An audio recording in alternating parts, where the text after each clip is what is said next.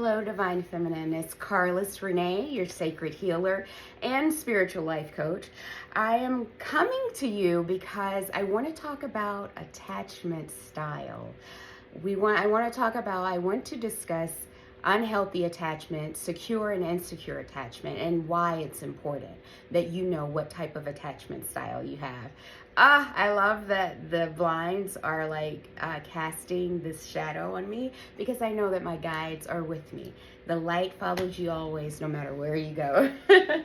Okay, so this is important to me because I was talking about increasing your vibration and the importance of increasing your vibrations and how to do so. And in doing that, of course, there was an uncovering of something that was unhealed within me, and the cord pulled me to it, the spirit pulled me to it, and it awakened in me. And so once I realized that I had an insecure attachment, I went down the rabbit hole, right? I went down the rabbit hole and I felt that I needed to share this with the collective because this is part of healing, knowing how, who, and what to attract to us, okay? And knowing how and who and what to heal within us, right? So this is one of those things. So I have it laid out because there's a lot and I don't want to miss anything. So I have a little spreadsheet right here that I'm just going to go through, and I hope that this resonates with you.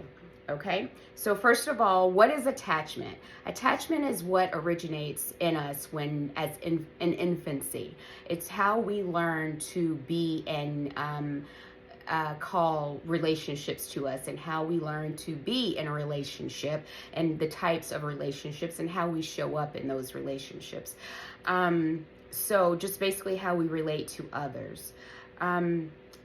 Your attachment style can help you to, here are the things that it can help with. First, it can help for you to know what to expect from people, how you interpret relationships, and how you behave in relationships, right?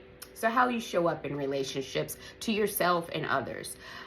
Insecure of the attachment versus secure attachment. Okay, so it's basically self-explanatory. Insecure attachment is an individual's overall comfort with closeness and intimacy and ability to communicate their needs and feelings in relationship in a healthy, respectful way. That is a secure attachment. And obviously, so insecure attachment would be everything opposite of that, right? And that's what we're going to go over, the insecure attachments, right? Okay, and we all have them. I just want to go over, touch on the four insecure attachments. And the first one is, excuse me, ambivalent attachment or anxious preoccupied attachment style.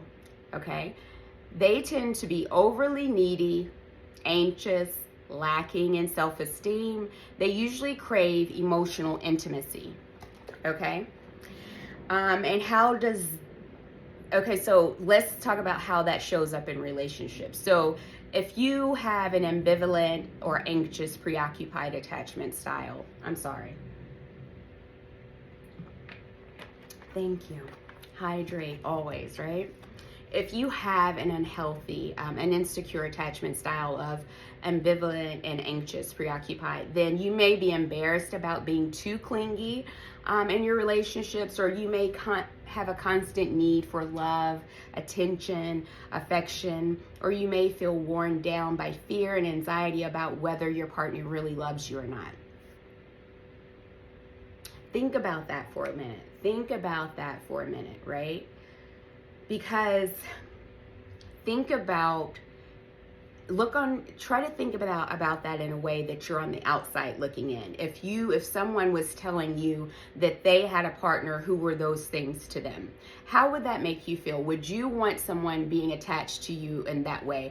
That sounds like a needy, like clingy, that's annoying. That sounds like someone who someone could easily take advantage of, or could easily, be self-sacrificing, can allow pretty much, that doesn't describe someone who has a healthy ideal of what love truly is, because it's so flawed with all of these other things. It's like if you cannot meet these the clinginess, the constant need for attention, affection, and love, if you're constantly looking for those outside of yourself, that doesn't allow for you to love your or appreciate or value yourself at all. And if you are experiencing or displaying these symptoms, then that is a call for you to look within, because that is not a healthy way of being with yourself or with anyone else. It's certainly not with yourself, because you're never going to be satisfied, and not with someone else, because you're going to pretty much accept whatever. That's a prime setup for a toxic relationship, right? You're constantly going to be suffocating the other person, and that person is not going to have any real value towards you, because they're going to, anyone who has the ability to control you or has the ability to affect you in such a way that you are unfamiliar to yourself or discombobulates your spirit, that's not a healthy dynamic, right? And so that's something we want to avoid. So if you're showing up in this way, then this is a call for you to go within and seek and search for that which is off in you. And you know, if I want to talk about how that may have shown up in childhood from your parent or caregiver. So if you are an ambivalent or anxious, preoccupied attachment style, then your parent or caregiver was probably more than likely inconsistent in their parenting style. Sometimes they engaged and responded to your needs, other times not so much. The inconsistency of all of that, it left you anxious and uncertain about your needs in the relationship, in that relationship. And so also you carry that. If that's not healed, this is why healing is important, because it alerts you to these types of things. If that is not healed, then of course you're going to go and carry that into every relationship you have, and constantly wondering why you cannot find anyone who look to really truly love you in the way that you feel you need to be loved, when the way that you are wanting to be loved is unhealthy. Okay, so it starts there. That's very key. Okay, so we're gonna go next to avoidant, dismissive, and let me just say, that was me at one point. That was me at one point. I suffocated relationships. Do you know what I mean? I suffocated relationships, and I constantly, not relationships, because it didn't start until I was in a real true relationship in my marriage, but I used to, in the very beginning, because I felt I was, I guess, a little spoiled, but I had that type of relationship with my mother when I was young, where it was inconsistent love, you know. And I'm saying my mother because that's where the dynamic that I needed the most, because I had a solid one with my father. It was just my mother and I, and we are still to this day oil and water, but she was an inconsistent mother in parenting. Sometimes she was available, sometimes she wasn't. But what you will find is that she was that way because her mother was that way to her. So it's just a cycle that repeats itself. But yes, because I did not receive the consistent affection and love and attention from my mother as a child, as an infant even, I carried that throughout. I was a very emotional child, a very sensitive child. I cried a lot. And, you know, everyone called me spoiled, but no, a part of that was because even then I was longing for that connection that I could not find with my mother. Even then, do you know what I mean? As a child, I needed that connection, and I knew, my soul knew, my heart knew that I needed it, and I did not have it. So yes, I cried a lot. I cried a lot over external things, but it was really my soul crying for attention, for love from that one person that I couldn't get it from, right? And so that's how it created it. For me, for this to be effective, I have to be completely transparent, and that's exactly what you're going to get from me, okay? Because I'm thankful because I've healed from these things. So I mean, there's no shame, and there's no shame anyway, because none of this stuff is anything that we came about on our own, okay?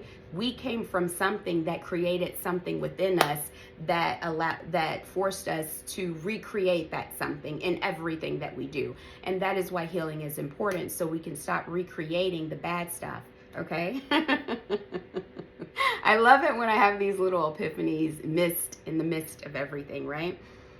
So the next one, that was the first one. The second one is avoidant, dismissive, insecure attachment. I don't know, am I yelling? Okay, don't mean to be. Avoidant, dismissive, insecure attachment. So with this attachment style, instead of creating intimacy, the individual, they're wary of closeness with others, affection, being vulnerable, and would rather rely on others, would rather not rely on others, and only rely on themselves for all of their needs. And if you have this attachment style, you may find it difficult to tolerate emotional intimacy. You value your independence and freedom to the point where you can feel uncomfortable with intimacy and closeness in a romantic partnership. This relationship is independent and content on caring for self. The more someone tries to get close to you or the needier a partner becomes, you push them away. You are comfortable with your emotions, and your partner usually refers to you as distant, rigid, or closed off and accuse them of being needy. You're prone to minimize or disregard your partner's feelings, keep secrets, and affairs. So this sounds like a narcissistic person, right? This sounds like the worst type of attachment style. But the first thing I thought about when I read that was someone who is acting in this way. I'm sure they did not receive a lot of love, or I would think they would not receive a lot of love as a child, and possibly even received or was on the receiving end of abuse, neglect in some way, because those are harsh characteristics to have, right? And just imagine being in a relationship with someone who shows up like that, and you're constantly wondering and guessing if it's you. Do you know how many times, and I can only speak as a woman, but I'm sure it's universal, but do you know how many times someone agonized and felt so defeated and unworthy of themselves just by being in a relationship with someone like this? It could be really draining. Do you know what I mean? To always constantly having to second guess who you are, and if you're loved, if this person loves you, the person who you've committed yourself to and is supposed to love you, if they love you. And you know, you're constantly changing yourself, trying to fit in to whatever it is that's going to make them happy. I know, hey, we're women, this is what we do. So just think about how this is why it's important that we heal, so we do not continue on recreating. So just think, if you had the person before this, the ambivalent attachment, anxious, preoccupied attachment, the one who's very needy and clingy and almost suffocating. Think if you had that person, oh my goodness, attached to a avoidant, dismissive person. Do you know how badly that would, oh my gosh, that's the prime ingredients for a toxic relationship. And that could just, oh my goodness, that could just, if you had one coming together from each, and that could just make for a toxic relationship. And I would feel really sorry for that person on the receiving end of that. But this is why you have to make sure you're healed, okay?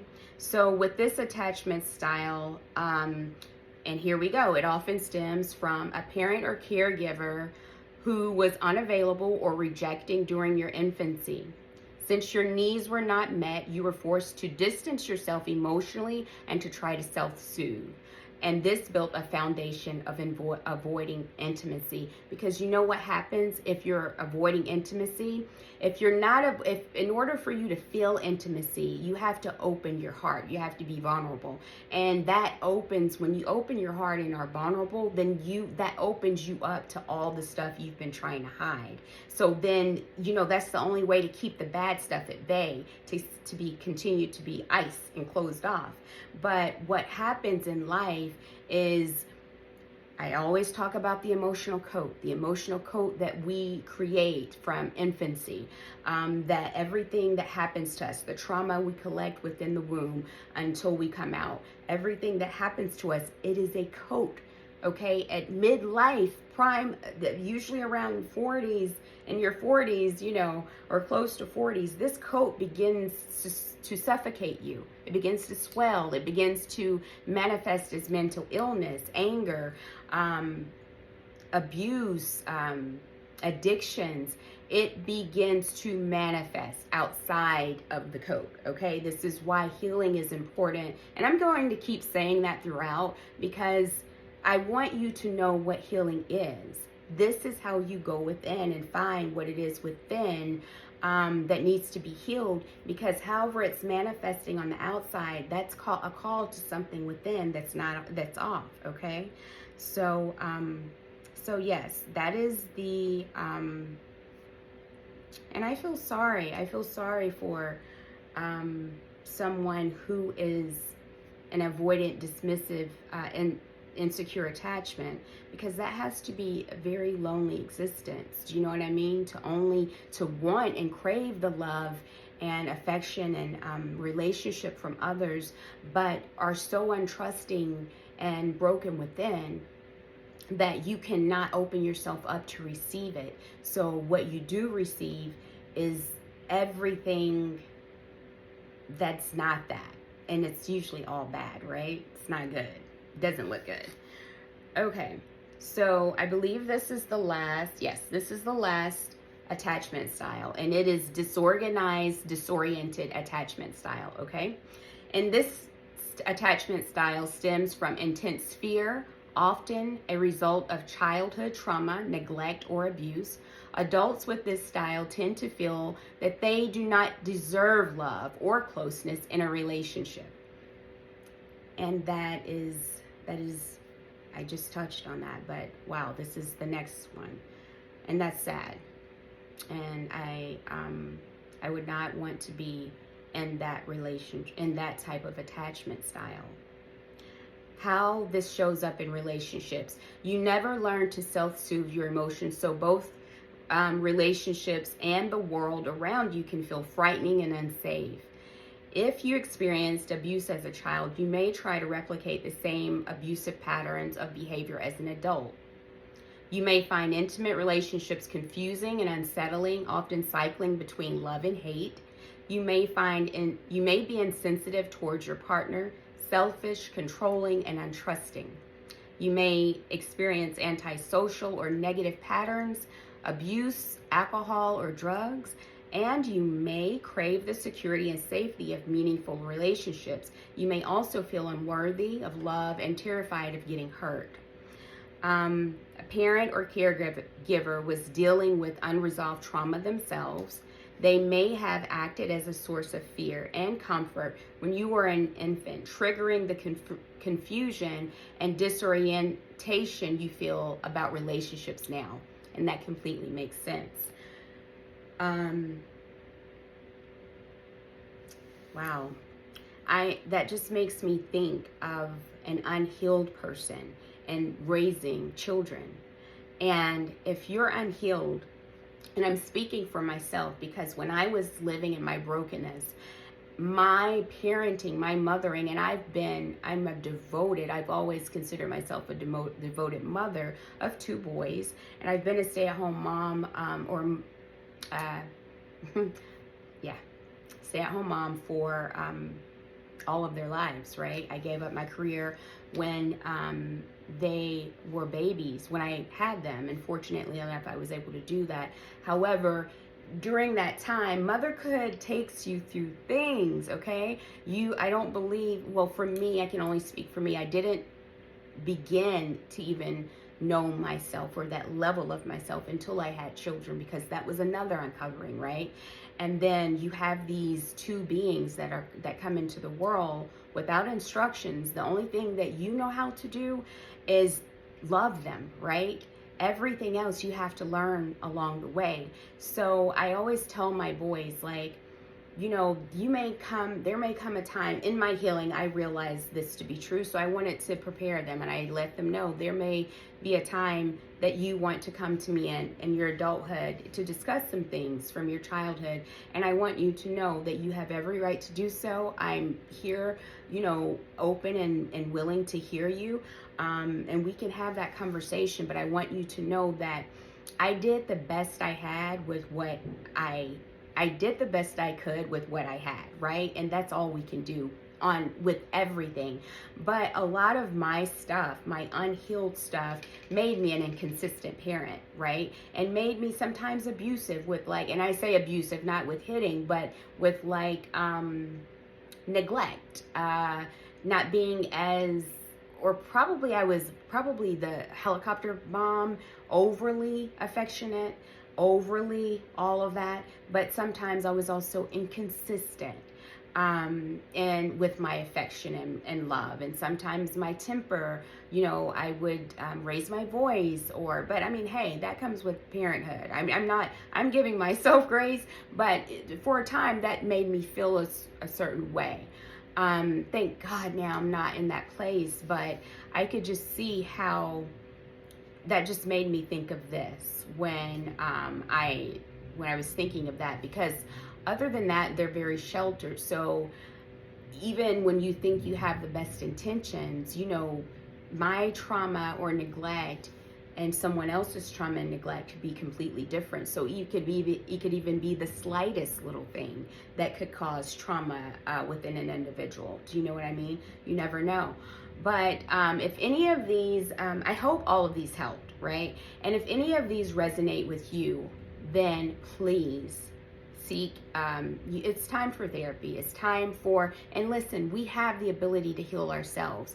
What happened with me is when, a couple of years ago, 2 or 3 years ago, when I started this, I've been on this journey all my life, but when I awakened to the journey that I was on and I started my healing journey, I didn't know it was a call from the universe of something more, something greater, and something I knew that I remember writing in my journal, and I said on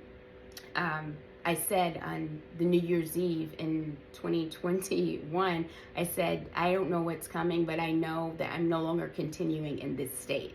I was on 6 different medications, 6 different mental health medications for anxiety, depression, insomnia, and mood swings, ADD. I'm on nothing now. I take no medication and I am thriving. I was in survivor mode then, carrying these attachments, okay? I was in survivor mode, believing I was losing my mind, believing that with every year my sanity is slipping, right?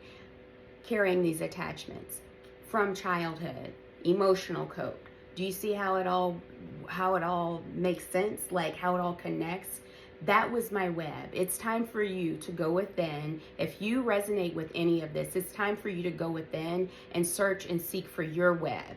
And ask the divine to reveal your web to you so that you can see where you need to go to connect, to heal. Because once you start healing, with every release that you have, you ascend that much higher. It's like God awards you with something amazing. Do you know what I mean? Your spiritual gifts are revealed.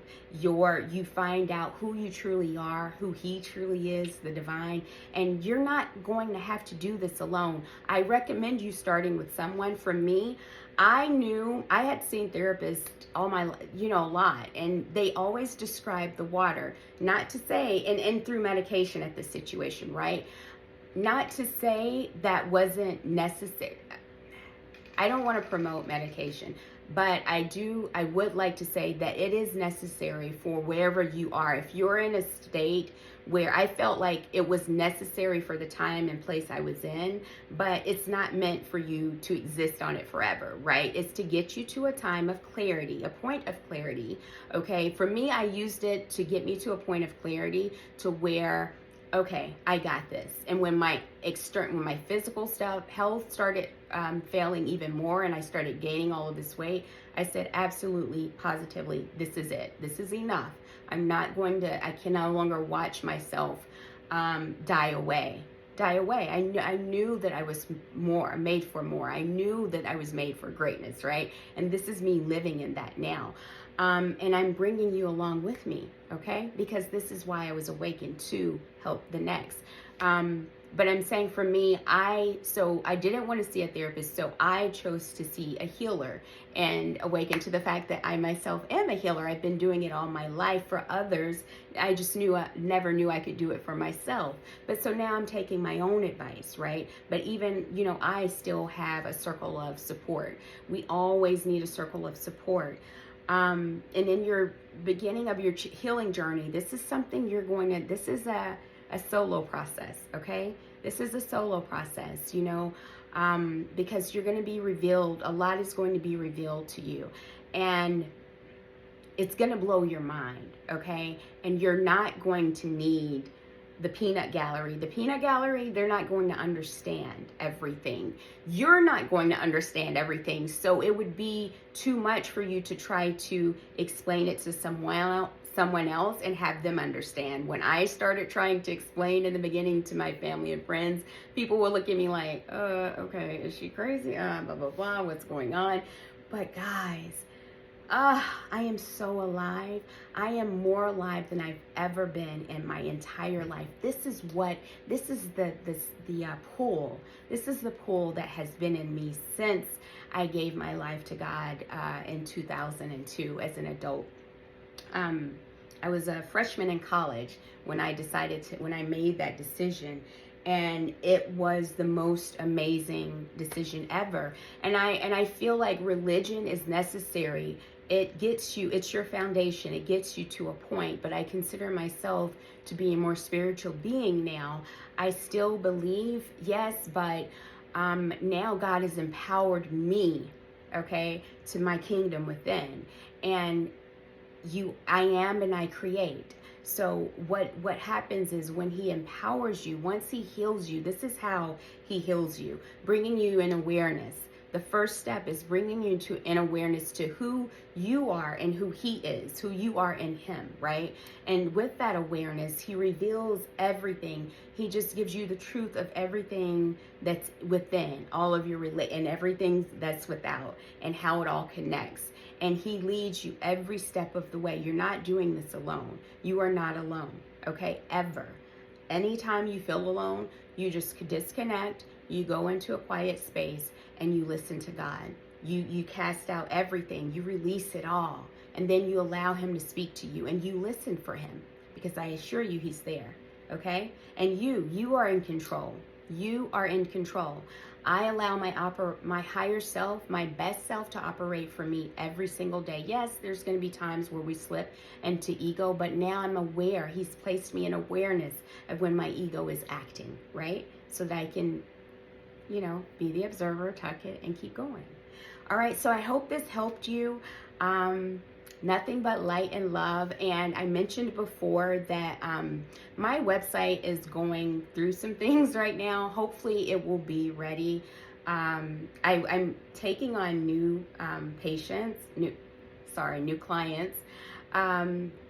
clients for spiritual life coaching. I am starting to take on new clients, and I was supposed to have the link for my website in the bio, but my website is undergoing some changes right now, some more changes, and may not be done until the end of this month. So as soon as that is available, I will provide the information for that to happen. But in the meantime, pray without ceasing, meditate, feed your body with nourishing food from the earth, fruits and veggies, lots of alkaline water, if lots of water, but alkaline water preferably, and get rest. Get rest, and be patient and kind to yourself and others always. Okay, nothing but love and light. I hope this helps you, Divine. I hope you're encouraged with this video.